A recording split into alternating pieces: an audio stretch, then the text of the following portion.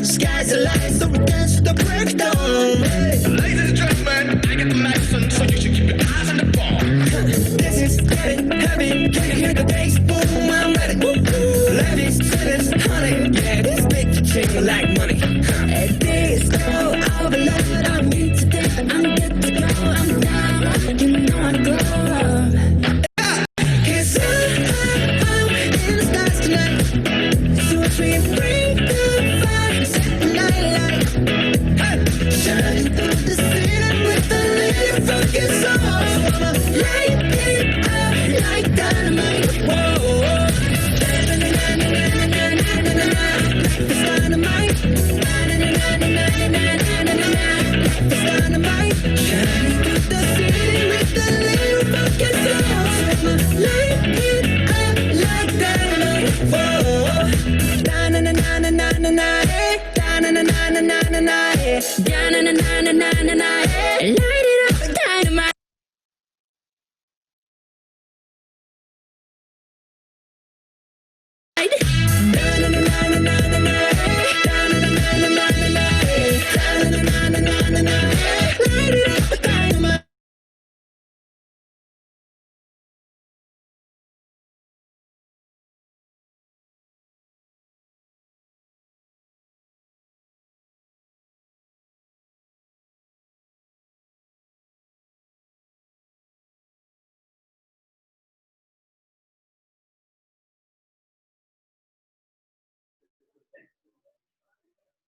Mohon perhatian kepada seluruh audiens demi menjaga kenyamanan acara. Kami mohon untuk mute ataupun menonaktifkan audio untuk dapat mengaktifkan video selama acara berlangsung. Sekali lagi kepada seluruh audiens untuk dapat memute audio, namun dapat mengaktifkan fitur video selama acara berlangsung.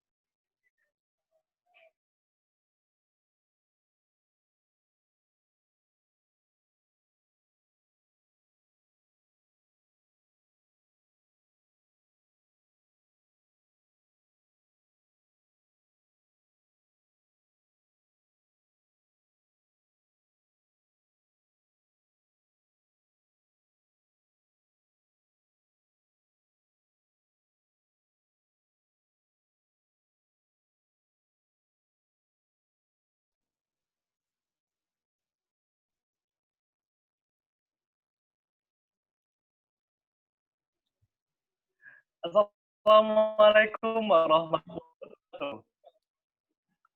Waalaikumsalam warahmatullahi wabarakatuh. Selamat malam dan salam sejahtera bagi kita semua. Selamat datang saya ucapkan kepada seluruh peserta pada malam hari ini. Yang terhormat Bapak Ahmad Hidayat, yang hormati Mentor Bright Scholarship Universitas Negeri Malang, Dwi Romadhani, yang saya hormati Lurah Bright Scholarship Universitas Negeri Malang, Naufal Taufikur Rahman. Teman-teman yang berbahagia, Alhamdulillah, segala puji bagi Allah yang telah menimpahkan rahmat dan karunia-Nya kepada kita semua, sehingga kita dapat mengikuti dan menghadiri acara workshop yang diselenggarakan oleh Bright Scholarship Universitas Negeri Malang, tema Manajemen Al-Alfiyah. Salawat serta salam semoga senantiasa tercurahkan kepada baginda Nabi Mustafa Muhammad sallallahu alaihi wasallam. Dengan mengucapkan Allahumma sholli ala Sayyidina Muhammad wa ala ali Sayyidina Muhammad. Hadirin yang berbahagia, perkenalkan saya Riko Rahmat Adriansyah, salah satu awardee dari Bright Scholarship Universitas Negeri Malang, yang akan bertindak sebagai MC untuk acara workshop selama 1 jam ke depan. Perlu saya sampaikan bahwasanya acara workshop ini merupakan salah satu program dari bakat minat Bright Scholarship Universitas Negeri Malang, yang diselenggarakan 2 kali dalam sebulan. Untuk itu langsung saja, marilah kita buka workshop pada malam hari ini dengan membaca suratul Al-Fatihah bersama-sama. Semoga apa yang kita kerjakan malam ini dapat berjalan lancar dan dapat dinilai mata sebagai jalan ridho Allah Subhanahu wa Ta'ala. Alhamdulillah wa ala kulli niyatin sholihah. Al-Fatihah.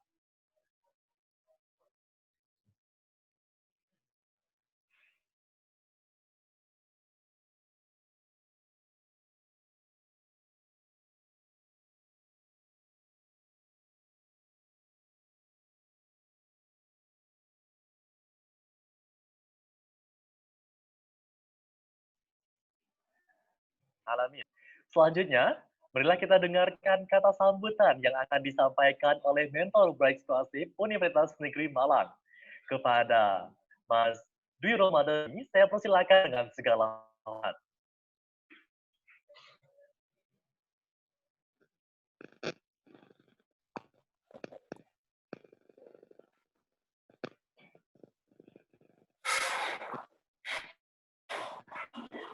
Cek. Terdengar dengan jelas? Sudah jelas. Mas Dwi? Oke, sudah jelas. Bismillahirrahmanirrahim. Assalamualaikum warahmatullahi ta'ala wabarakatuh. Waalaikumsalam.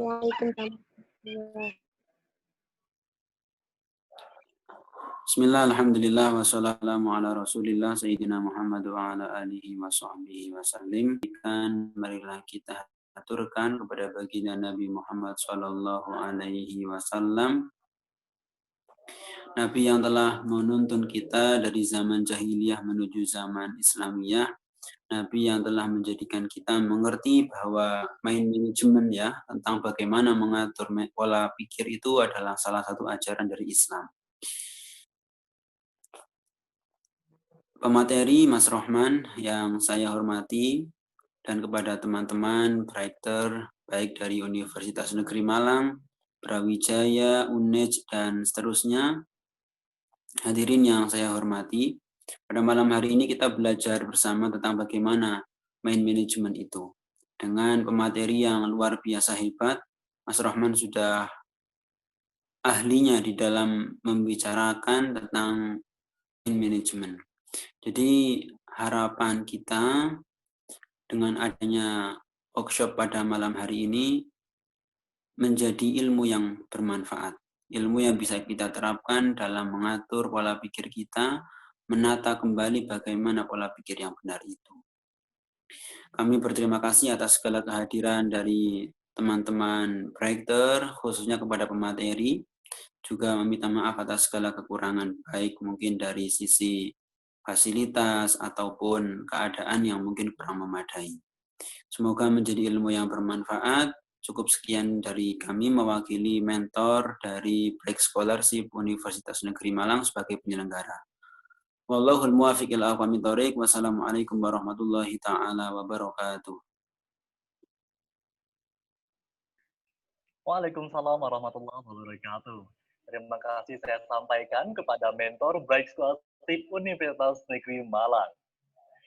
Baiklah, selanjutnya langsung saja kita sapa pemateri kita pada malam hari ini.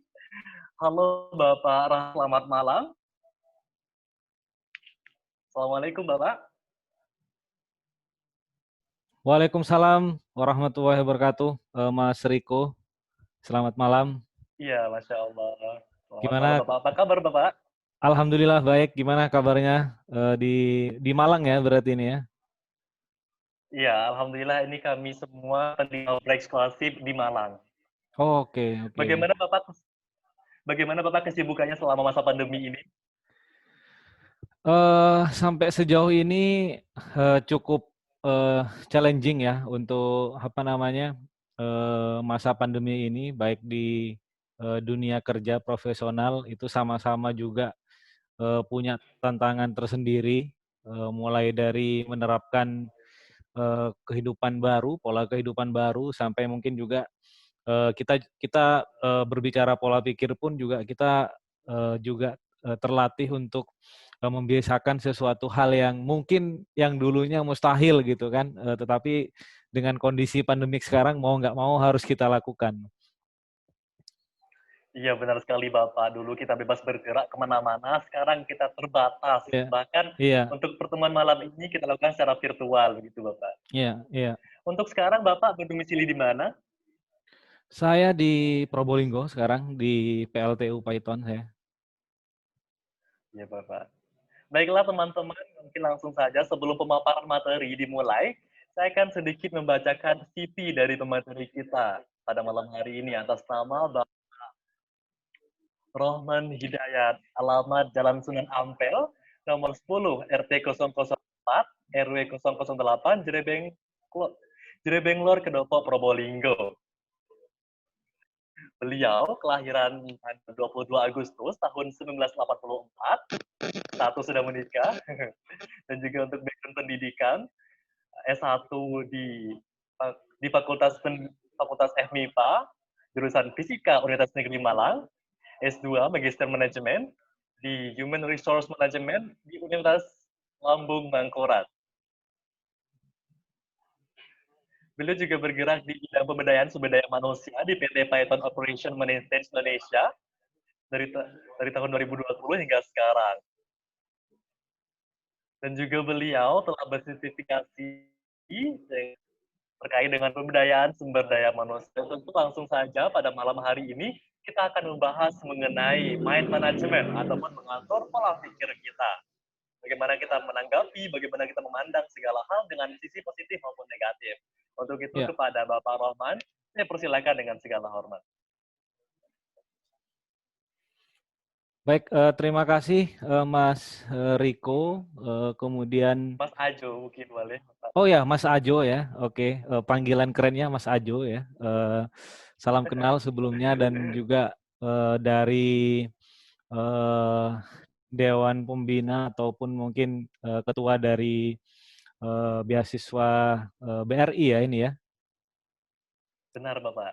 Ya, beasiswa BRI di Universitas Negeri Malang ataupun semua rekan-rekan yang malam hari ini join di sesi kali ini. Sesi kali ini mungkin kalau misalkan workshop kita harusnya bisa bertatap muka secara langsung, tapi mungkin karena ini sesinya online dan juga terbatas waktunya, jadi kita nantinya akan lebih banyak sharing aja bagaimana praktis atau mungkin apa yang saya bisa share kaitannya dengan mind management ataupun kalau saya boleh bilang mungkin di sini lebih ke arah mindset ya, bagaimana kita mengelola mindset kita gitu ya. Saya mungkin tidak akan berbicara dalam konteks mind management ke arah neuro-linguistic program atau NLP karena mungkin itu lebih bagaimana kita sudah masuk ke deep ya, deep mind management, tapi kita nanti akan lebih ke praktis aja bagaimana kita punya pola pikir, punya mindset yang positif dan tentunya diharapkan nanti sebagai penerima beasiswa rekan-rekan di sini bisa lebih lebih punya kans, punya opportunity yang tentunya lebih baik karena salah satunya ada pembekalan seperti ini di dalam program beasiswa ini dan juga secara networking rekan-rekan juga sudah punya. Jadi harapannya nanti teman-teman di sini bisa lebih optimis dalam menatap masa depan dalam kaitannya dengan karir nantinya. Boleh saya share screen ya, Mas Ajo ya? Ya boleh Bapak. Ya. Saya masih disable nih, boleh saya di open share screen saya? Oke panitia, boleh diizinkan untuk komentar kita untuk share screen.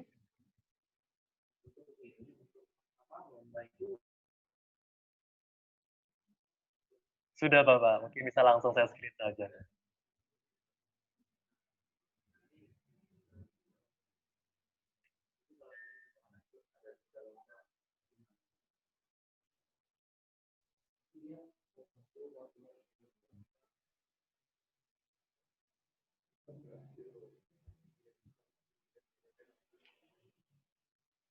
Oke.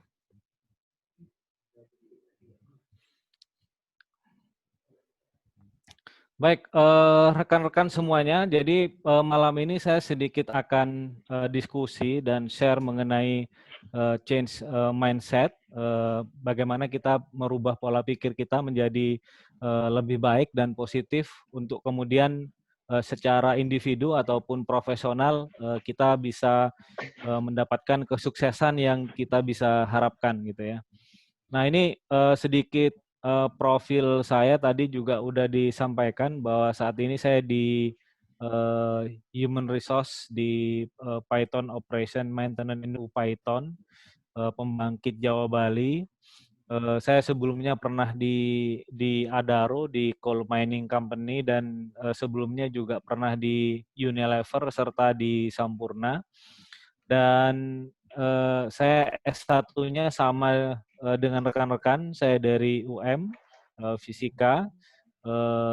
Tapi saat ini saya berkarir di sumber daya manusia.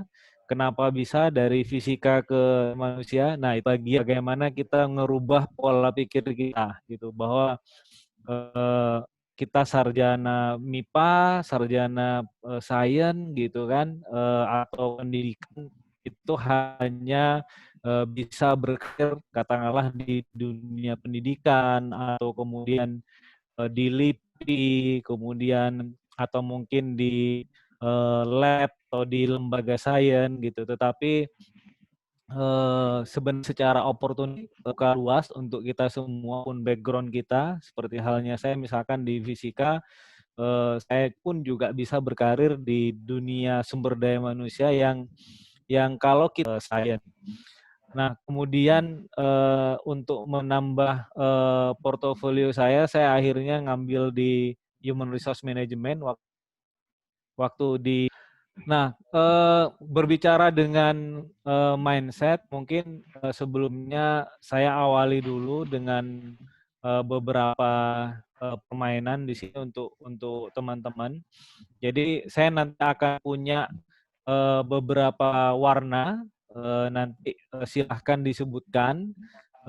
Jangan sebutkan warna yang Anda lihat, sebutkan warna dari tulis namanya, bisa raise hand, nanti siapa yang bisa menyebutkan secara cepat dengan apa namanya instruksi seperti ini, bisa di raise hand atau langsung bisa dihidupkan audionya.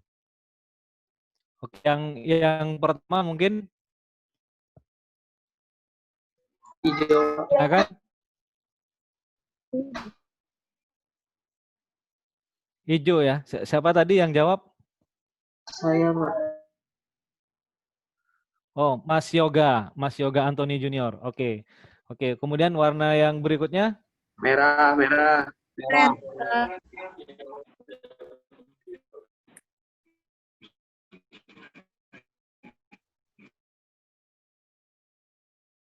Ada Mas Alwan. siapa jawab? Warna apa, Mas Alwan?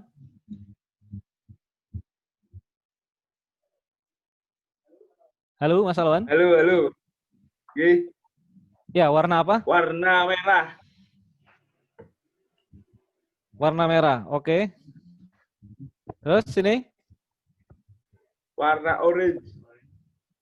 Oke, warna orange ya. Oke. Nah, kalau kita coba baca lagi di awal bahwa menyebutkan warnanya, kemudian jangan menyebutkan warna yang Anda lihat, tetapi sebutkan dari tulisannya. Dan dari saya lihat teman-teman tadi juga sudah sesuai, artinya tidak terperangkap dengan warna yang ditampilkan secara visual, tapi fokus ke tulisannya ya. Nah, kira-kira dari, halo, kenapa suara ya, apa namanya, backsound-nya keluar ya? Di sini lancar, Bapak. Oke. Nah, kira dari beberapa permainan simple tadi, apa yang teman-teman pikirkan? Ada yang bisa berkomentar?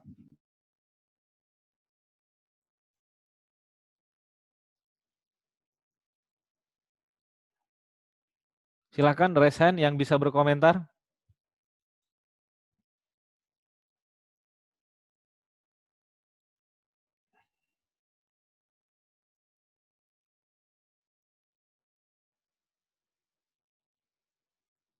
Halo?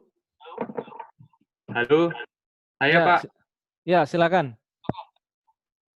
Kalau menurut saya, kita harus fokus dengan kontennya Pak, bukan dari warnanya itu. Oke. Jadi harus fokus kepada goal yang tadi disebutkan di instruksinya gitu ya, bukan pada visual yang kita lihat gitu ya. Ada lagi satu jawaban lain dari teman-teman? Saya, Pak, Silakan, Mas Sultan. yang tampak tidak selalu sesuai dengan apa yang kita harapkan, Pak. Yang tampak tidak sesuai dengan yang kita harapkan. Oke. Oke, jadi kalau kita melihat dari permainan ini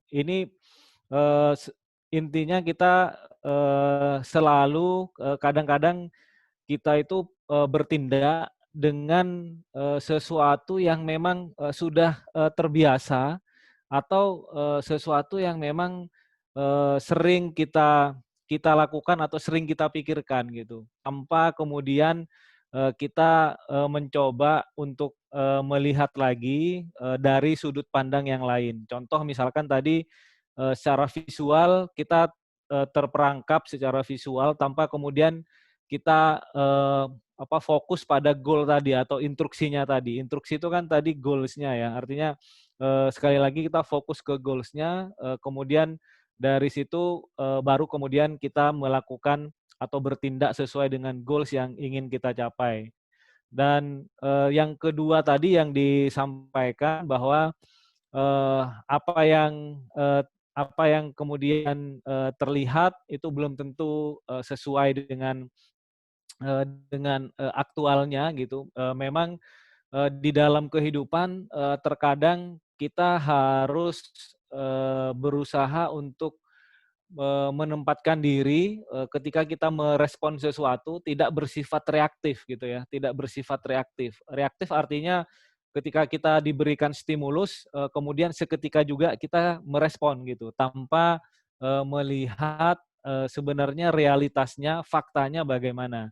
Nah, berbicara dengan apa namanya main manajemen ini yang paling penting adalah bagaimana kita kemudian tidak hanya reaktif dalam merespon sesuatu, tetapi kita juga mencoba melihat dari perspektif yang lain, dari sudut pandang yang lain.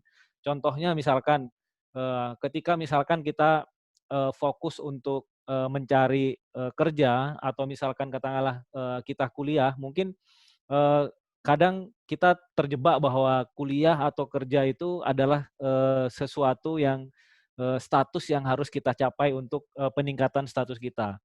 Tetapi ketika kemudian kita berpikir dengan sudut pandang yang lain, misalkan, oh saya harus kerja, saya harus lulus kuliah tepat waktu karena apa namanya saya pun harus segera berkontribusi untuk meringankan beban orang tua misalkan, atau misalkan saya harus dapat kerja karena saya harus bisa lebih bermanfaat atau lebih memberikan dampak kepada orang lain khususnya di lingkup keluarga saya. Nah, itu berbeda. Artinya dengan kita melihat sudut pandang bahwa motivasi bekerja itu dari hanya satu sisi saja, tapi bagaimana kita bisa melihatnya dari sudut pandang yang lain yang nantinya secara otomatis itu akan membentuk motivasi kita dalam bertindak atau kemudian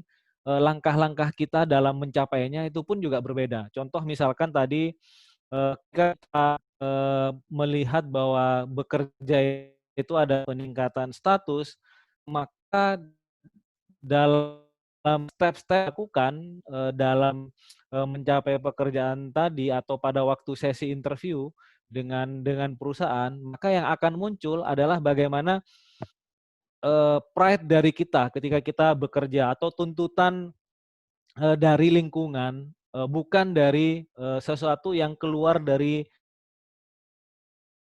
motivasi itu yang kemudian teman-teman perlu lakukan untuk membiasakan untuk selalu melihat dari sisi perspektif beda dan juga tidak reaktif aktif di dalam merespon sesuatu kaitannya dengan apa-apa yang teman-teman alami. Contohnya misalkan sesuatu yang sederhana ketika saya misalkan dulu lulus SMA, pada waktu itu saya bercita-cita pada waktu itu pengen jadi tentara. Nah, kemudian setelah mengikuti beberapa proses, akhirnya saya gagal dan pada waktu itu saya berpikir juga bahwa kegagalan itu adalah akhir dari segalanya di dalam proses saya. Karena pada waktu itu di pemikiran saya bahwa saya harus jadi tentara karena pada waktu itu saya punya role model ada dari keluarga saya yang memang sudah jadi tentara dan itu yang selalu ditanamkan kepada diri saya. Tetapi ketika kemudian saya gagal, saya coba flashback ternyata dan akhirnya eee, untuk mengisi kekosongan setelah saya gagal jadi tentara, saya akhirnya melakukan les komputer pada waktu itu dan satu hal pada waktu itu yang saya coba flashback bahwa nggak apa-apa saya gagal, tapi waktu yang tersisa saya persiapkan untuk saya lakukan aktivitas lain sebagai satu hal nilai tambah ke pribadi saya dengan les komputer tadi, siapa tahu nanti itu bisa perlukan di dalam proses berikutnya. Dan ternyata saya pun akhirnya dengan satu pertemuan dengan teman yang sudah kuliah dulu, akhirnya dia bercerita tentang dunia kuliah dan kemudian menyarankan saya untuk coba deh kuliah lagi tes ikut SPMB pada waktu itu. Akhirnya saya kemudian melanjutkan kuliah dengan status pada waktu itu saya sudah punya kemahiran tertentu di bidang komputer. Nah, itu yang kemudian menjadi hal yang tentunya menjadi sudut pandang yang berbeda ketika kita merespon sebuah kegagalan. Nah, di dalam mindset sendiri terkadang mungkin kita juga udah terbiasa mendengar pepatah bahwa menabur di dalam apa yang kita pikirkan itu akan mencerminkan apa yang akan kita lakukan atau tindakan. Artinya semakin kita berpikir, contoh misalkan di dalam interaksi kita di kuliah misalkan, ketika kita berpikir wah pokoknya ketika ketemu dosen itu susah banget gitu. Nah, artinya ketika kita punya pemikiran seperti itu, maka setiap kali ketika kita ketemu dengan dosen tersebut, mengikuti mata kuliahnya, maka yang terpikir bahwa mau bagaimanapun saya melakukan berjuang untuk belajar dan lain sebagainya, hasilnya tetap aja karena dosen yang ini susah gitu. Nah, akhirnya kemudian melahirkan tindakan-tindakan yang mungkin kita akhirnya menjauhi dari dosen tersebut atau mungkin kemudian kita udah nggak termotivasi untuk ikut mata kuliahnya gitu atau mungkin kita pun juga akan acuh tak acuh ketika beliaunya menerangkan di waktu kelas. Nah, itu yang kemudian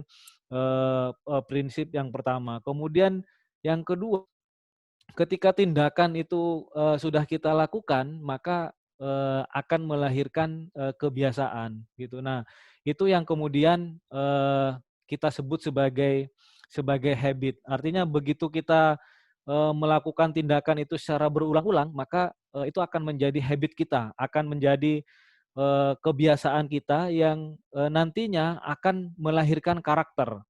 Nah, ketika ini sudah menjadi karakter, maka ini yang akan sulit berubah ketika sudah menjadi karakter. Sehingga harapannya sebelum kita melakukan tindakan kemudian sampai kemudian menjadi karakter kita di dalam proses di pertama ketika kita memikirkan sesuatu, tentunya sebaiknya kita bisa flashback dulu, kita bisa consider beberapa hal dulu, tidak langsung kemudian melakukan action yang nantinya akan kemudian menjadi predikat kita bahwa kita sudah punya kebiasaan atau karakter yang tidak sesuai dengan ekspektasi yang kita harapkan. Contohnya misalkan ketika contoh misalkan dalam hal bangun pagi aja atau misalkan ya yang sangat sederhana. Ketika kita misalkan punya pemikiran, wah bangun pagi itu susah, dingin, apalagi di Malang misalkan contohnya, apalagi kalau sudah weekend tuh susah banget gitu karena apa namanya nggak ada kuliah dan lain sebagainya, nggak ada target yang ingin dicapai. Nah, maka kalau itu, terus-terusan kita lakukan, maka kita akan menjadi pribadi, atau mempunyai karakter yang memang, susah gitu bangun pagi dan mungkin, akan selalu molor gitu di dalam, start, kita dalam melakukan aktivitas sehari-hari. Nah itu yang kemudian, penting untuk kita bisa manage. Sebenarnya kalau kita berbicara pola pikir kita tentunya, kita harus tahu dulu, dari mana sih sebenarnya, pola pikir kita itu terbentuk. Jadi ada 2 jalur, bagaimana pola pikir kita itu dibentuk. Yang pertama, dari jalur internal, yang kedua adalah dari eksternal. Nah dari internal itu, tidak menutup kemungkinan, kita pun masing-masing pribadi itu mempunyai, konsep diri atau, citra diri atau, pride atau harga diri. Misalkan contohnya, konsep diri misalkan, "Oh saya suka, tentang, sesuatu hal yang berbau, matematis," misalkan. Nah itu kan, istilahnya, konsep diri yang kita bangun. Jadi begitu itu tidak berkaitan dengan, hitung-hitungan, yang kaitannya dengan sosial, berarti, saya nggak suka. Nah itu yang datangnya dari internal. Kemudian yang kedua, itu adalah, pola pikir yang bersumber dari eksternal. Artinya di sini lingkungan yang ngebentuk. Misalkan, contohnya dalam hal ini adalah, interaksi kita, orang per orang, itu akan ngebentuk, pola pikir kita. Seperti halnya mungkin di dalam, Islam itu juga, ada pepatah kalau misalkan, maka tentunya, kita pun juga akan kecipratan, bau wangi parfumnya, seperti itu. Demikian juga, sebaliknya gitu kan. Nah kemudian, juga alam, artinya geografis, demografis, itu juga, mempengaruhi pola pikir kita. Contoh misalkan, eee karena saya misalkan, kelahiran saya di Madura, di Sumenep gitu kan. Nah di geografis saya misalkan pantai gitu kan, karena, banyak aktivitas nelayan di situ, di mana, apa namanya, di aktivitas nelayan itu yang katakanlah, dia harus struggle dengan, situasi di laut, kemudian juga mungkin dengan harus juga, terbiasa dengan kerja keras dan sebagainya. Maksudnya itu juga akan membentuk pola pikir kita bahwa hidup ini keras gitu. Hidup ini, harus, survive dan butuh perjuangan. Nah, itu yang kemudian ngebentuk. Nah, dua jalur ini, internal dan eksternal ini yang kemudian akan, ngebentuk pola pikir kita semua. Contoh misalkan, teman-teman yang katakanlah misalkan kayak misalkan saya, kebetulan, eee, apa, eee orang yang saya karena sel sama usaha, maka saya harus survive karena saya melihat ibu saya survive sendirian gitu. Maka saya otomatis harus lebih lebih survive. Bagaimana lebih survive, otomatis saya juga harus lebih survive dari itu dan, punya motivasi untuk membahagiakan dia. Karena katakanlah dengan, kehidupan keluarga yang katakanlah, sudah, tidak komplit, maka saya juga harus bisa mengganti itu dengan, wujud kesuksesan yang saya berikan. Nah itu akhirnya ngebentuk, pola pikir kita, drive kita, motivasi kita gitu. Nah, itu yang kemudian, akan ngebentuk, pola pikir kita, sehingga, di dalam kita beraktivitas dan berinteraksi dengan orang lain, terkadang apa-apa yang dibawa oleh faktor lingkungan dan konsep diri itu akhirnya masih kadang bias atau mengontrol dari aktivitas atau perilaku kita. Nah, ini ada beberapa tanda-tanda di mana kita harus sudah bisa mengidentifikasi diri kita bahwa ada sesuatu hal yang harus kita rubah di dalam pola pikir kita. Tanda-tanda di antaranya yang pertama, teman-teman ngelihat bahwa semua yang teman-teman lihat itu istilahnya semuanya negatif gitu. Artinya nggak ada satupun yang teman-teman lihat itu positif. Pokoknya semuanya salah gitu. Misalkan dalam dunia kampus, misalkan di dalam organisasi, misalkan, oh ini salah, ini salah, ini salah dan lain sebagainya.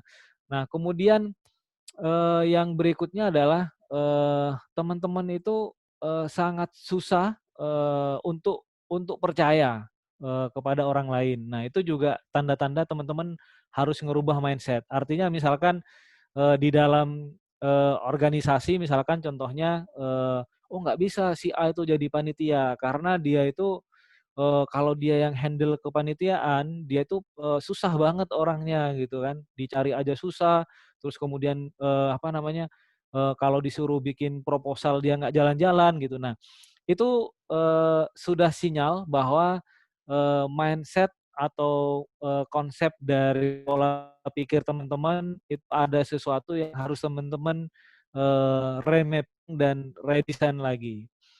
Nah, kemudian berikutnya adalah misalkan ya tadi yang udah saya sampaikan adalah teman-teman punya tendensi untuk menyalahkan orang lain. Misalkan contohnya misalkan ketika teman-teman misalkan katakanlah dapat nilai E misalkan, teman-teman itu kecenderungannya nge-blame, misalkan contohnya, "Iya, saya dapat E, soalnya ini sih, apa namanya, dosennya itu, terlalu kaku gitu, masa saya hanya begini-begini aja itu nggak boleh?" Misalkan.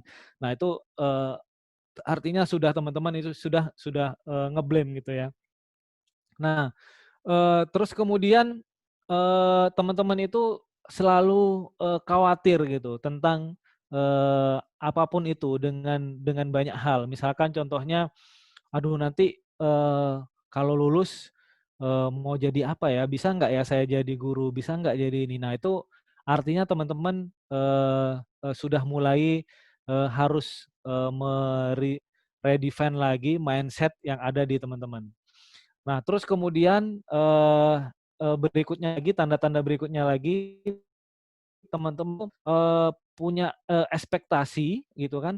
Nah, tetapi teman-teman itu selalu ngerasa apa namanya, stres ya di dalam bagaimana menggapai ekspektasi tersebut. Nah, kemudian berikutnya juga teman-teman itu nggak pernah puas dengan apa yang teman-teman dapatkan saat ini. Contoh misalkan, waduh, apa namanya, beasiswanya nilainya hanya segini nih gitu kan, dipakai untuk uang buku atau uang kuliah aja udah habis gitu. Nah itu artinya teman-teman sudah merasa tidak tidak merasa puas atau dalam konteks ini dalam konteks syukur ya kalau di dalam agama, itu artinya teman-teman udah harus mulai merefleksi lagi mindset dari teman-teman. Nah, terus kemudian teman-teman selalu ngerasa bahwa teman-teman itu udah belajar ini udah nih, kemudian teman-teman juga seolah-olah dengan lalu gitu. Misalnya dulu aku begini, mungkin enggak. Nah, sekalinya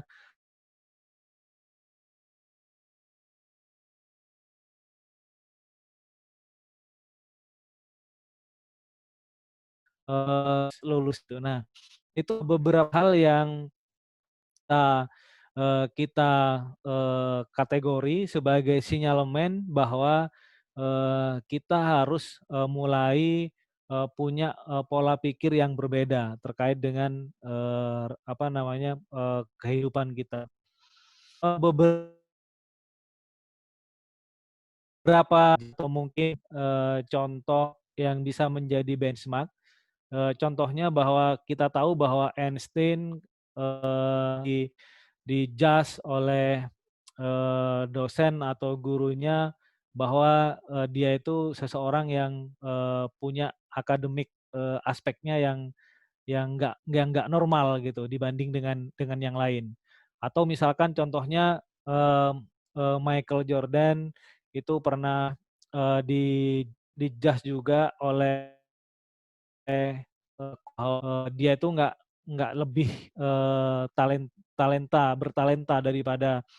daripada orang-orang lain gitu kan. Atau mungkin contohnya misalkan J.K. Rowling story itu juga jelas bahwa apa namanya ceritanya dia itu pernah buku gitu.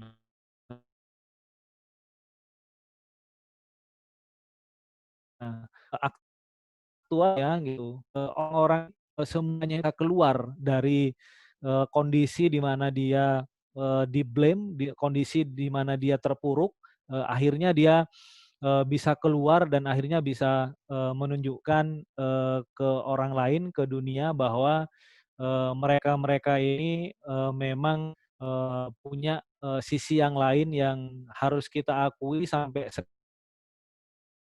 sekarang, legasinya masih kita rasakan seperti itu. Apa namanya, banyak yang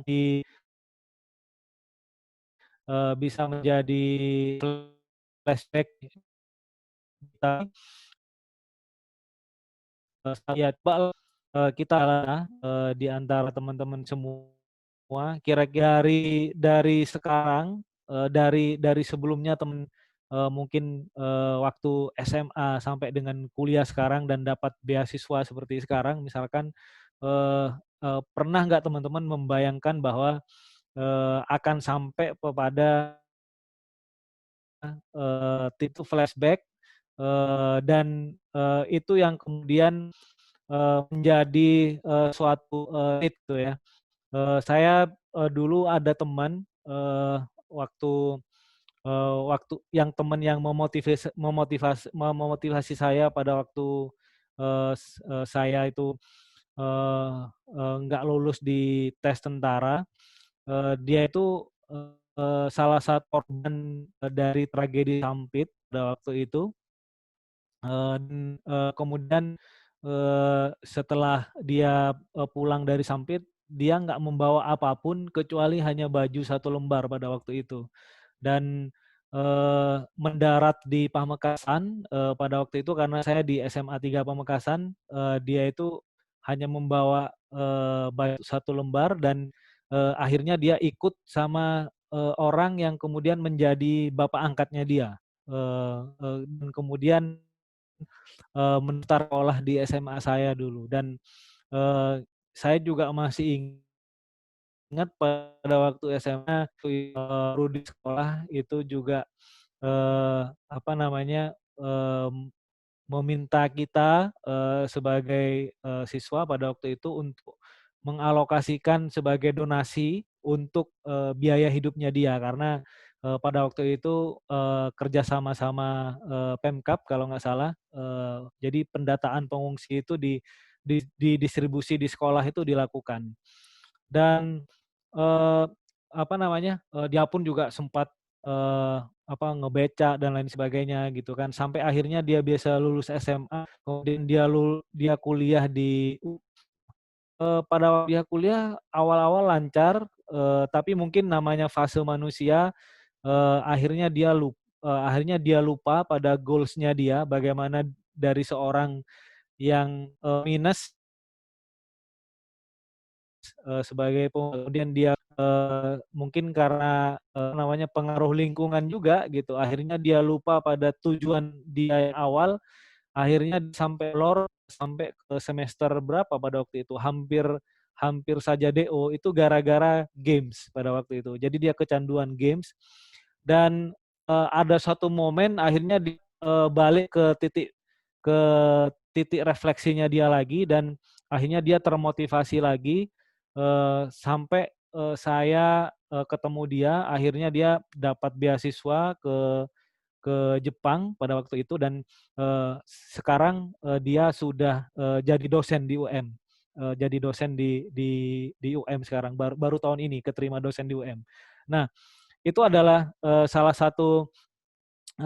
satu apa namanya history real yang mungkin bisa menjadi flashback ke kita sendiri bahwa ada suatu momen memang kita jatuh gitu, tetapi bagaimana kemudian kita bisa bangkit setelah jatuh itu dalam dunia sekarang mungkin disebutnya sebagai resilient skill ya, artinya punya skill untuk memantul balik. Jadi kita boleh jatuh ke tempat yang terendah, tetapi ibarat bola tenis gitu ya atau bekel gitu. Ketika kita dilempar kemudian jatuh, kita bisa memantul dengan pantulan yang bisa lebih tinggi dari posisi kita dipantulkan di awal. Nah, itu sebenarnya konsep resilient skill, artinya kemampuan untuk recovery dan memantul lebih tinggi daripada posisi kita jatuh di awal. Nah, itu yang harus kita punyai gitu. Mumpung masih belum telat, teman-teman masih semester berapa sekarang 6 atau mungkin 7 8 saatnya mungkin teman-teman bisa flashback dan start untuk memantul balik gitu sesuai dengan goal yang teman-teman inginkan.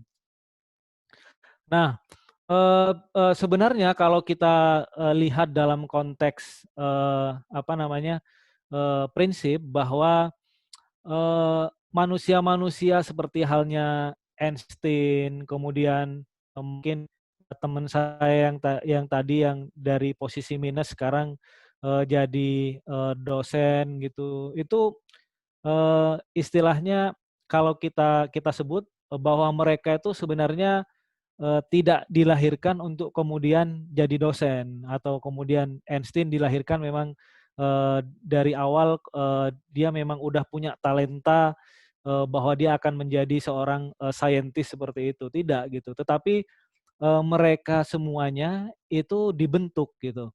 Artinya dari kita semua yang ada di sini itu secara potensi, secara prinsip semua kita punya peluang yang sama karena apa namanya apapun nanti yang kita capai dari goals kita masing-masing itu bukan karena kita memang dilahirkan untuk seperti itu, tidak, tetapi kita dibentuk untuk menjadi seperti itu. Makanya di dalam suatu teori growth mindset bahwa seseorang yang punya mindset yang selalu bertumbuh, maka dia akan lebih sukses atau akan lebih mudah untuk mencapai targetnya dia daripada mereka yang punya fixed mindset.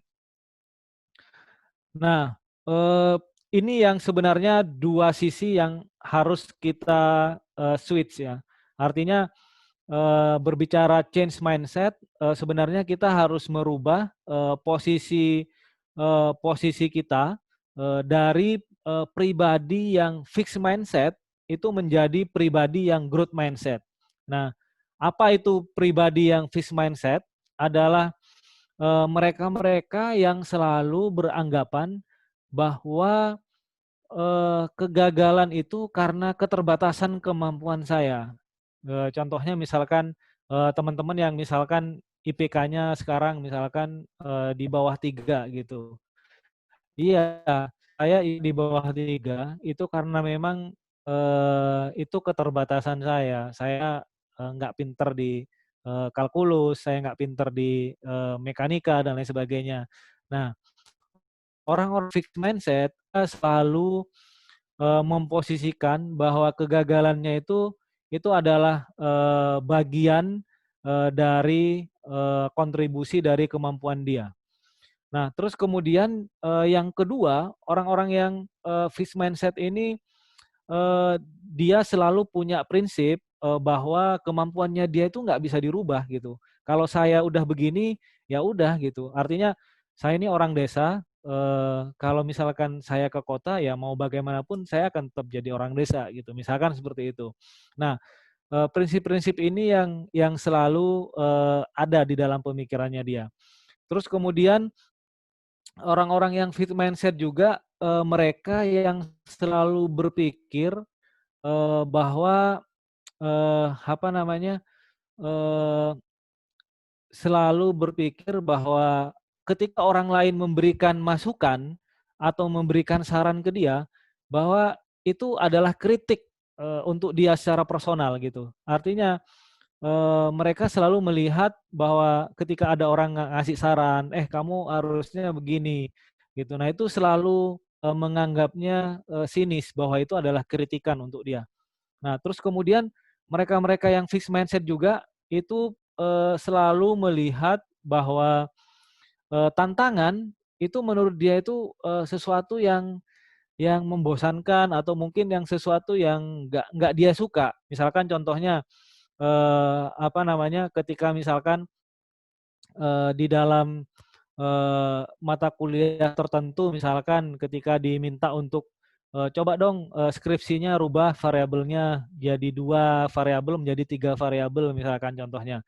Nah, itu, mereka yang fixed mindset akan melihat, "Wah, ini apaan sih," gitu, 2 variabel aja susah apalagi, disuruh rubah 3 variabel gitu, males gitu misalkan contohnya. Nah, ini dia akan selalu, melihat seperti itu.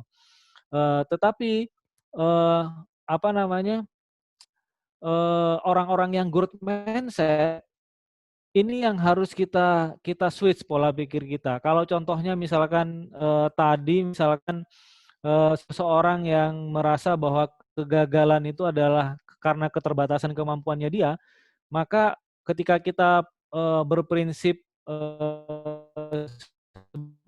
sebagai seorang yang growth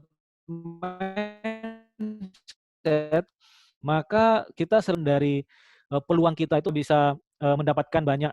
Dan yang kedua, dia juga berpikir bahwa tantangan yang dia hadapi itu merupakan salah satu alat bantu untuk dia juga berkembang gitu. Contohnya misalkan ketika teman-teman misalkan apa namanya, gagal misalkan di dalam contoh misalkan mendapatkan pekerjaan misalkan di sebuah institusi pemerintahan misalkan.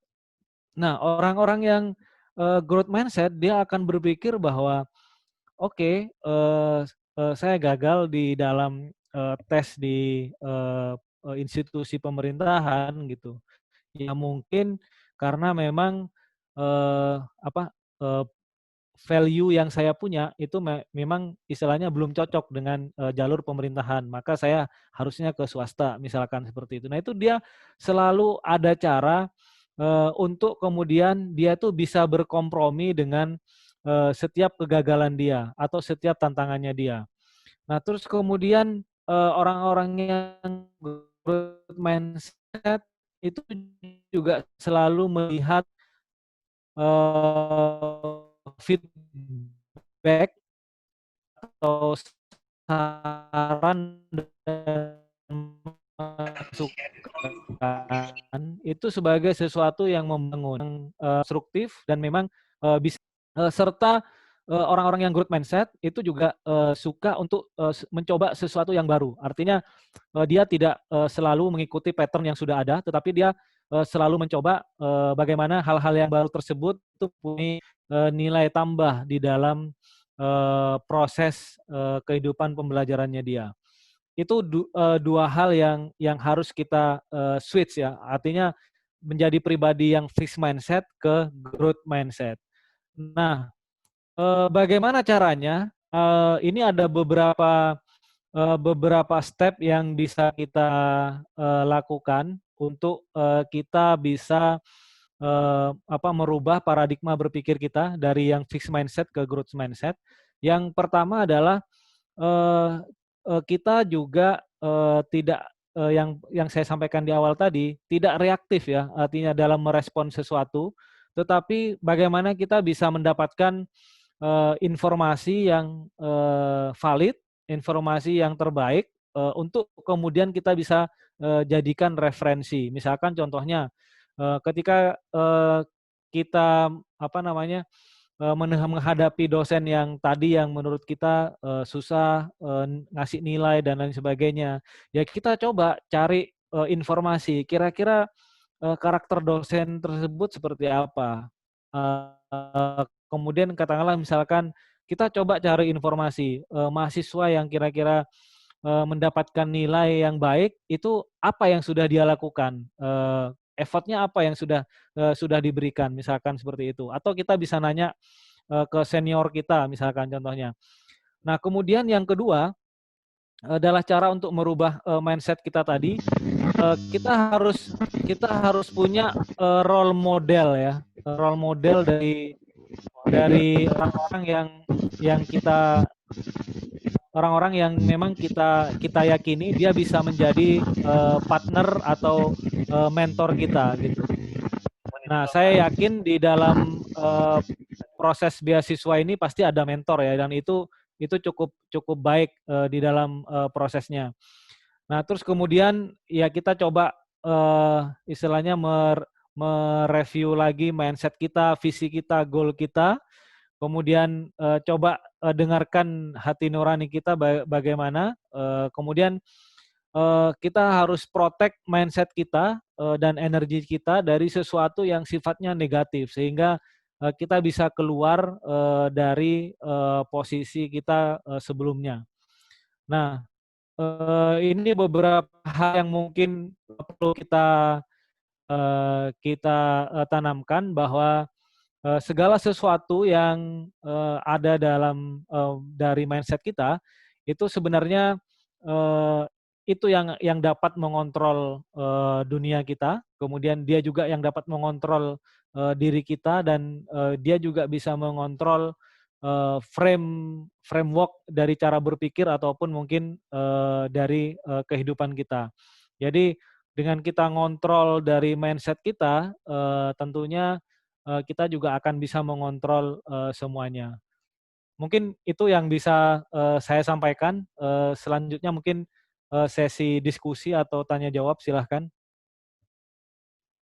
Oke Bapak, terima kasih atas materi yang sangat luar biasa yang telah disampaikan kepada kami dan juga teman-teman semua. Untuk itu sekarang kita buka sesi bertanya ataupun pertanyaan kepada sesi diskusi pada sekarang ini. Untuk teman-teman yang ingin bertanya, bisa menuliskan hashtag bertanya di ruang chat. Nanti akan saya panggil satu persatu untuk on cam dan juga on mic. Sekali lagi kepada teman-teman yang ingin bertanya, bisa menuliskan hashtag tanya ataupun hashtag bertanya di ruang chat. Nanti saya akan panggil secara bergiliran seperti itu. Tampaknya sudah banyak yang ingin bertanya. Oh, Mas satu. Di sini sudah ada, saya lihat Mas Sultan Nawawi. Kepada Mas Sultan Nawawi, saya persilahkan untuk on cam dan juga on mic. Untuk bertanya langsung kepada Bapak pemateri kita malam ini. Saya persilahkan. Assalamualaikum warahmatullahi wabarakatuh. Waalaikumsalam warahmatullahi wabarakatuh. Perkenalkan, saya Sultan Nawawi, saya dari Sastra Arab UM, Pak. Kebetulan saya juga Probolinggo, jadi Bengkulon, Pak. Oh, oke. Tetangga berarti ya? Tangga, Pak.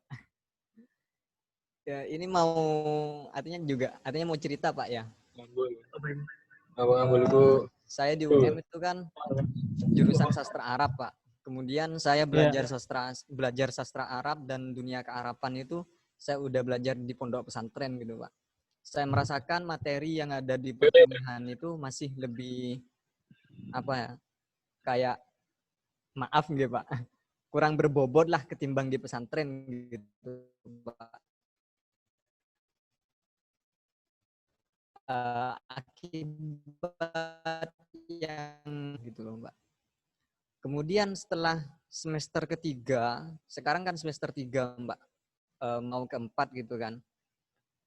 ini saya kayaknya merasakan kekosongan gitu, Pak. Saya mau apa ya?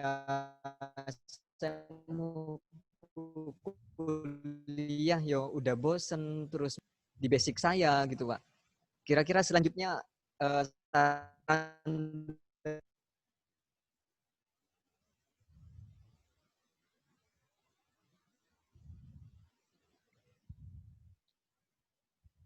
Putus kayaknya. Halo Mas Sultan. sudah, Pak. Oke. Pertanyaan Bisa diulang pertanyaannya?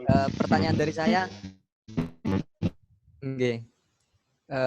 Saya di UM jurusan sastra Arab gitu, Pak. Saya mempelajari sastra Arab. Lain-lainnya itu sudah saya pelajari di pondok pesantren gitu, Pak.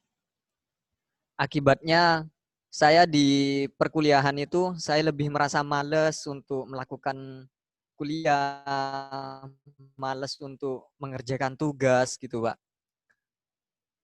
Kemudian setelah saya semester 3 ini saya agak kebingungan gitu, Pak. Artinya kuliah saya itu mau dikemanakan gitu. Artinya setelah saya selesai kuliah, saya itu mau kemana gitu. Soalnya kuliah saya udah gini gitu.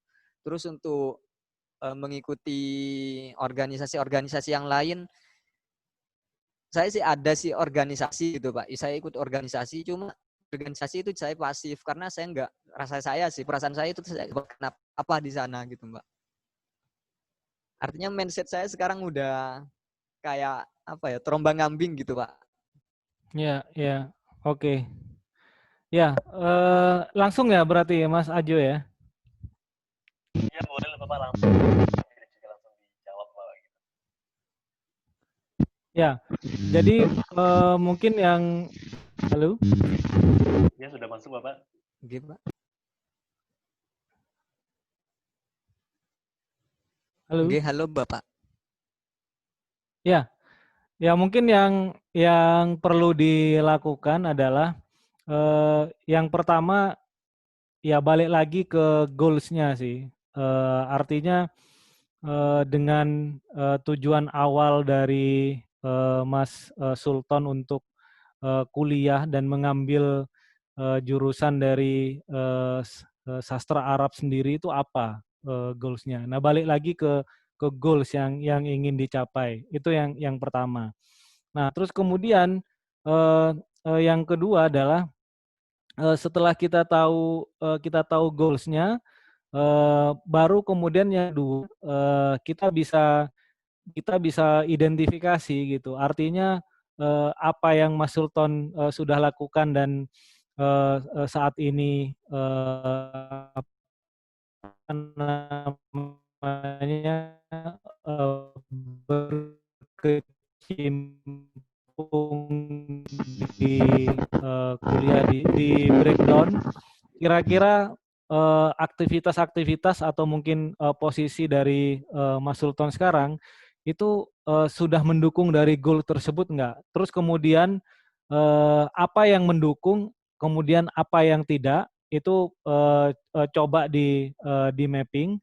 Nah, nanti dari situ baru kita hanya fokus ke arah goals-nya kita aja lagi. Jadi bagaimana kita mengambil sisi positif dari aktivitas yang kita punya untuk kemudian berkontribusi terhadap goals kita. Jadi balik lagi ke goal artinya. Kalau misalkan saya belajar personal branding, di dalam proses personal branding itu kita ada framework, kita setting goal dulu, kira-kira goals yang akan kita capai apa. Nah, terus kemudian dari situ value yang ada yang kita punya itu sendiri posisinya sekarang bagaimana terhadap goal kita. Nah, terus kemudian setelah itu untuk mencapai goal tersebut kita punya track seperti apa? Kira-kira jalurnya bagaimana? Contoh misalkan ketika saya misalkan pada waktu saya di fisika, saya terus terang dulu waktu SMA masuk ke fisika, saya itu jurusan itu saya dipilihkan teman saya. Jadi saya waktu di seleksi perguruan tinggi, teman saya tuh karena dia udah masuk dulu, dia pendidikan fisika, saya fisika, dia bilang ke saya, kan ya maklum lah ya pada waktu itu saya dari desa dan memang seperti yang saya cerita tadi, setelah kegagalan saya jadi tentara, saya kan memang nggak ada bayangan untuk kuliah. Nah, jadi ketika saya ke Malang, kemudian teman saya bilang, udah kamu ngambil aja SPMB gitu, masuk UM. Terus saya ngambil jurusan apa ya gitu. Udah kan saya pendidikan, kamu fisika murni aja gitu. Oh ya sudah, akhirnya saya checklist, saya masuk fisika, gitu kan. Nah artinya apakah kemudian itu sesuai dengan goal saya gitu kan? Ya saya berbicara goal itu balik lagi ke kita nih. Artinya sarjana itu kan bukan goal saya gitu. Sarjana fisika itu kan bukan hanya goal saya. Itu mungkin ya bagian dari goal, tapi goal saya adalah bagaimana saya bisa berkontribusi terhadap ekonomi keluarga. Itu goal saya. Gitu kan. Pan dari Pak D saya untuk menjadi tulang punggung keluarga. Itu goal saya. Jadi ketika jurusan fisika yang saya pilih itu memang tidak sesuai dengan semester 3 akhirnya naik jadi 3 dan lain sebagainya. Nah, di dalam proses tersebut saya nggak melihat bahwa saya salah langkah, bahwa saya salah jurusan, saya di fisika. Saya nggak melihatnya seperti itu. Tapi saya tetap fokus pada goal saya. Pasca saya lulus fisika, saya bagaimanapun saya tetap harus menjadi tulang punggung keluarga, dan pada waktu saya kuliah, saya tetap harus meringankan beban keluarga saya untuk bagaimana saya dapat beasiswa. Udah, itu aja pada waktu itu goal saya. Artinya, sedapat mungkin orang tua saya harus ngirim saya minimal, gitu kan. Atau kalau perlu dia nggak ngirim saya sama sekali. Itu goal saya pada waktu itu. Jadi walaupun saya misalkan IPK 2,3, nggak suka dengan misalkan dengan waktu itu mekanika dan atau termodinamika dan lain sebagainya, ya saya tetap balik lagi ke goal saya gitu. Saya harus mencari jalan bagaimana saya harus dapat beasiswa. Saya aktif di organisasi, saya di HMJ, saya jadi ketua BEM, kemudian saya aktif di kegiatan fakultas dan universitas gitu. Agar itu semua bisa mendukung terhadap saya tadi, sehingga tidak ada batu sandungan untuk saya ketika katakanlah misalkan saya enjoy atau tidak di dalam perkuliahan tersebut, tapi yang jelas semua yang saya lakukan itu tetap mendukung dari goal tujuan akhir saya tersebut, seperti itu. Nah, demikian juga pada waktu saya lulus di fisika. Karena pada waktu itu UM itu kan masih awal-awal pendidikan sama murni itu kan agak bingung nih istilahnya, yang murni ini bagaimana dan lain sebagainya. Nah pada waktu itu teman-teman itu banyak yang kemudian habis dari S1 fisika langsung ngambil gelar ganda, jadi SSI SPD pada waktu itu, karena berpikir bahwa sarjana fisika di apa nih gitu kan, daftar ke LIPI, daftar ke Watu Kosek di ini 8 dan lain sebagainya gitu. Nah itu kan berpikir seperti itu gitu. Jadi saintis atau yang lain sebagainya itu kan agak abstrak pada waktu itu. Jadi banyak yang kemudian mengambil langkah cepat untuk dia gelar ganda pada waktu itu SSI SPD. Nah yang saya lakukan, saya jeda dulu. Saya lulus, saya jeda dulu, saya tinggalkan pada waktu itu saya tinggalkan semua organisasi kemahasiswaan saya, karena saya sempat agak bias pada waktu semester akhir, saya punya target jadi presma pada waktu itu. Nah, tetapi karena kalah, flashback lagi, oh iya, kalau saya jadi presma pasti saya molor nih kuliah saya gitu. Kalau saya nggak kepilih ya itu berarti sisi positif untuk saya untuk saya tetap fokus pada goal saya. Akhirnya saya lulus tepat waktu dan setelah itu kemudian saya ngeles di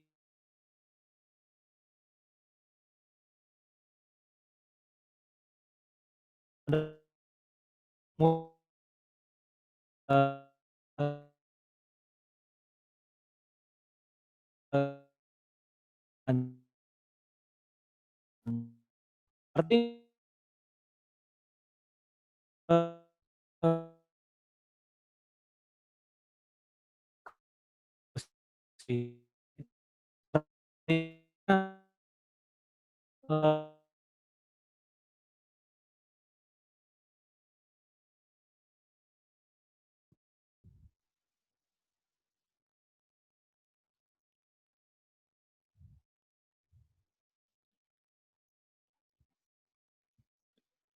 halo, halo. Iya Bapak, bagaimana Mas Lutfi sudah terjawab mungkin? Alhamdulillah sudah, Pak. Terima kasih. Oke, terima kasih banyak Mas Lutfi dan juga Bapak Rohman. Oke ya, mungkin langsung saja karena waktu kita terbatas, saya ingin kayak closing statement begitu Bapak. Dan juga pesan dan pesan untuk kami sebagai mahasiswa yang berada di semester 3. Insya Allah masih panjang perjalanannya begitu Bapak. Ini ada yang mau nanya lagi? Ada dua. Sepertinya tidak cukup begitu waktunya Bapak. Oke, oke. Ya, mungkin dari sorry kok Eko ya. Halo? Iya Bapak? Ya. Clear suaranya ya berarti ya? Clear. Ya, oke. Nah, mungkin dari saya, mungkin teman-teman baru semester 3 dan masuk di semester 5, jadi masih cukup banyak waktu untuk coba flashback lagi goals dari teman-teman apa, kemudian mencoba memperbaiki kira-kira teman-teman sekarang menjadi seorang yang pribadi yang growth mindset atau masih belum gitu, dan kira-kira listing ya dari slide yang tadi saya mungkin nanti saya bisa share kira-kira saya itu sekarang lebih dominan ke fixed mindset atau growth mindset gitu, sehingga nanti ketika teman-teman udah di semester akhir dan sudah ready untuk masuk ke dunia profesional, teman-teman bisa lebih siap dan tentunya bisa lebih more prepare lah ya untuk kemudian bisa berkompetisi dengan rekan-rekan yang lain gitu. Karena bagaimanapun tantangannya semakin tidak mudah, apalagi dengan situasi pandemik. Tahu bahwa beberapa industri itu kan mereduce kebutuhannya gitu, sehingga mereka mungkin yang semula butuh 100 mungkin sekarang hanya 75 orang, jadi reduce 25%. Kemudian yang kedua adalah skill-skill yang dibutuhkan pun juga mungkin berbeda dengan yang dulu gitu. Kalau yang dulu mungkin kemampuan teknologi mungkin masih bisa menjadi sesuatu yang sambil bisa dipelajari, tapi kalau sekarang sesuatu yang berbau dengan teknologi, kemudian bagaimana kita bisa fleksibel dan lebih adaptif, itu bisa mendukung untuk teman-teman bisa lebih berkompetisi nanti di dunia kerja. Mungkin itu dari saya. Terima kasih.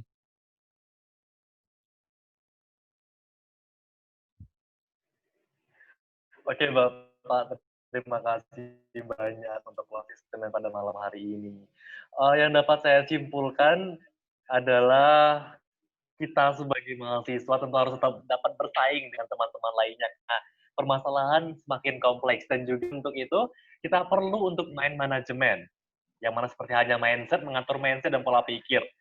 Dan yang paling penting dalam mengolah pikiran adalah dengan secara matang sebelum melakukan sesuatu. Kita harus bisa melihat sesuatu dari berbagai sudut pandang seperti itu. Baiklah, oh ya, saya juga mengutip dari apa yang disampaikan oleh Perdana Menteri pertama perempuan Inggris, yaitu Margaret Thatcher, yang mengatakan bahwasanya what you think that you become. Apa yang kamu pikirkan, maka seperti itulah yang akan terjadi. Maka kamu akan seperti itu. Jadi, kepada seluruh teman-teman, marilah kita bergerak maju dalam hal mengolah pola pikir. Senantiasa berpikir positif agar nantinya dapat mendatangkan progres dalam diri masing-masing. Oke, Bapak, terima kasih banyak. Selanjutnya kita langsung saja memasuki sesi dokumentasi seperti itu. Kepada seluruh teman-teman, agar dapat on-cam terlebih dahulu. Dan juga kepada panitia dapat bersiap-siap. Untuk sesi dokumentasi akan saya padu dalam 3 sesi. Yang pertama sesi formal dan 2 kali sesi bebas. Sekali lagi saya himbau kepada seluruh teman-teman untuk dapat mengaktifkan video karena kita akan segera melakukan sesi dokumentasi.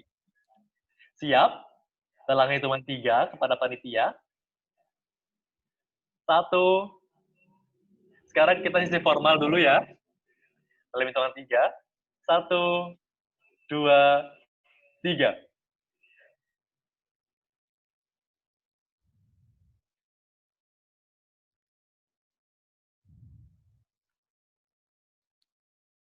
Oke teman-teman, kita langsung saja ke sesi yang kedua. Dalam hitungan 3, oke, siap. Semuanya siap-siap, boleh bebas. Dalam hitungan 3. 1, 2, 3. Oke, sekali lagi, oke. Untuk sesi yang ketiga, boleh bebas. Dalam hitungan ketiga, 1, 2, 3. Oke, terima kasih kepada seluruh teman-teman yang telah menyempatkan kesempatannya untuk bergabung pada workshop dengan tema Mind Management malam hari ini dengan pakar pemberdayaan sumber daya manusia Bapak Roman Hidayat. Dan juga terima kasih banyak kami sampaikan dari Break Scholarship YBM BRI atau Yayasan Baitul Mal Bank Rakyat Indonesia dari Universitas Negeri Malang. Oh ya, sebelumnya perlu kami sampaikan Bapak, kami dari Break Scholarship yang merupakan salah satu beasiswa dari Yayasan Baitul Mal Bank Rakyat Indonesia. Ya. Dan juga kami seluruhnya beranggotakan 12 orang mahasiswa Universitas Negeri Malang dari latar belakang jurusan yang berbeda-beda seperti itu. Sekian, apakah ada yang mau disampaikan lagi Bapak? Terima kasih banyak atas waktunya. Senang bisa berinteraksi dengan teman-teman semuanya. Mudah-mudahan bermanfaat dan mohon maaf jika ada yang kurang berkenan. Semoga nanti kita bisa dipertemukan dalam kondisi yang bisa lebih baik lagi dan pandemi berakhir, dan pastinya saya senang nanti bisa melihat rekan-rekan semuanya bisa lebih sukses dari saya tentunya dengan kondisi dari sekarang saat ini. Oke Bapak, terima kasih banyak. Semoga semua doa yang baik dapat termakbulkan dan juga doa baik akan kembali kepada Bapak tentunya. Terima kasih banyak kepada seluruh teman-teman yang telah hadir. Dan juga saya ingatkan untuk dapat mengisi presensi yang telah kami kirimkan di room chat seperti itu. Sekian yang dapat saya sampaikan. Saya Ajuri undur diri. Terima kasih telah hadir malam hari ini. Saya ucapkan sampai jumpa. Assalamualaikum warahmatullahi wabarakatuh. Waalaikumsalam warahmatullahi wabarakatuh. Waalaikumsalam warahmatullahi wabarakatuh. Salam. Terima kasih warahmatullahi Ajuri. Terima wabarakatuh. kasih banyak Bapak. Terima kasih. Waalaikumsalam warahmatullahi wabarakatuh. Terima kasih Bapak. Terima kasih semua. Sehat selalu Bapak. Jangan lupa presensi buat semua.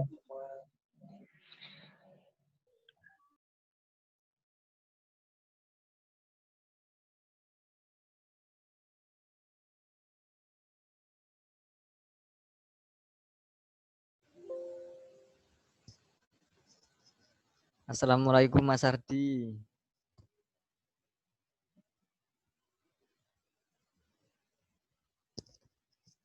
Mas Ardi, apakah ditinggal tidur?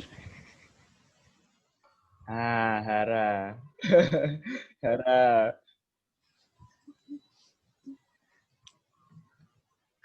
Mas Ardi lo absen jeneng tok ya Mas Ardi lo.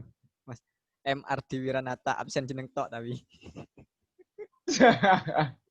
Diceluk-celuk gak muncul. Ya Hengki tak kick.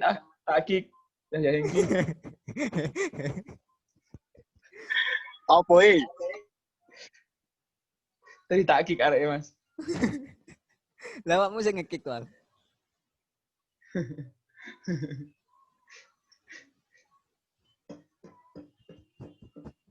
Takik mana? Siapakah kita tunggu sampai terakhir. Sampai disadar. Kalau udah selesai. Hengki takik mana Hengki?